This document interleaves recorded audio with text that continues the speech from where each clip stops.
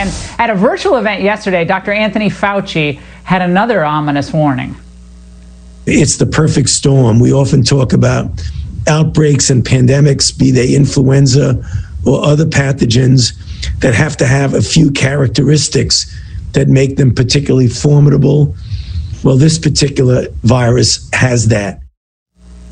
Here now is Dr. Scott Atlas, Hoover Institution Senior Fellow, former Chief of Neuroradiology at Stanford Medical Center. Dr. Atlas, would you call this virus the perfect storm? I mean, we've used a lot of adjectives, but every adjective every day seems to get worse and worse and worse. There's never any light at the end of the tunnel. Hey, Laura, thanks for having me. Well, I prefer to look at this way. Actually, I'm cautiously optimistic because we actually know a lot now. We know the fatality rate is much lower. We know who to protect. We're doubling down on the protection of the high-risk group. We're doing better with patients in the hospitals. I think we tell the American people here, this is not out of control here.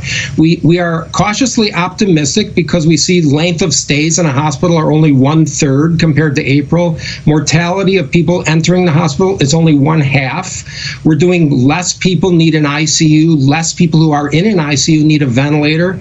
We have better drugs now with a much better handling of how these patients should be treated. We have younger patients, lower risk, getting almost all the cases, not the high-risk people. And so the strategy here that has been outlined by the briefings this week is very clear. We know that more relaxation is going to get more cases. By the way, you don't eradicate a virus by locking down. I mean, that's just a complete misconception. We know with socializing, we're going to get more cases. We need to protect the vulnerable, double down on that. We need to make sure that hospitals are not overextended. And in fact, most hospitals are not. When you look at the data, which I do 100 times a day, even Texas, Florida, Arizona, I'm cautiously optimistic here because the trends are stable or even coming down. Yes, there are certain hospitals that are isolated hospitals that are extended in capacity. Well, that's going to be one of the roles of the federal government to make sure that they can handle that capacity. But there is absolutely no reason to panic here. We know what's going on here. This is not March or April. This is not some kind of black box of what's going on. Moreover, I would like to go on to one thing, which is that there's a lot of great data coming out about immunity. And it's probably not known to the public, but there's a lot of data shows that people have immunity, even people that didn't get the infection. There's a reason why the original ship with no social distancing, only 24% of people got the infection. And that's probably due to this T-cell immunity, which is present and is now shown to last for years from papers from Sweden's Karolinska Institute and Singapore. They take blood from people from SARS-1, and 17 years later, there's indication that that blood still has an immune response. So I think people should be much more optimistic here.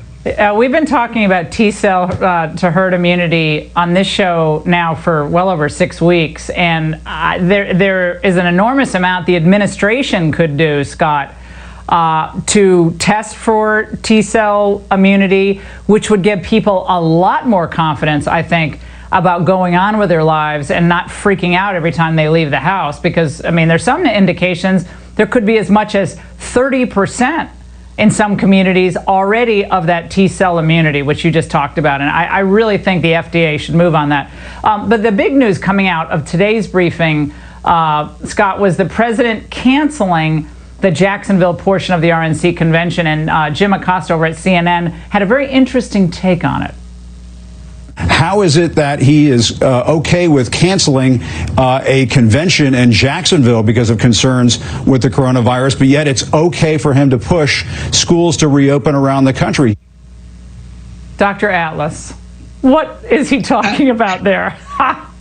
Well, I mean, you know, the schools is actually not even a controversial issue in my view, because there's three basic things that are irrefutable here. Number one, it's irrefutable that children have extremely low risk from this disease, much less than seasonal flu. Number two, as the CDC outlined today, and as now as clear as a bell, there are serious harms to children from closing schools. I think the president outlined this very well in the briefing.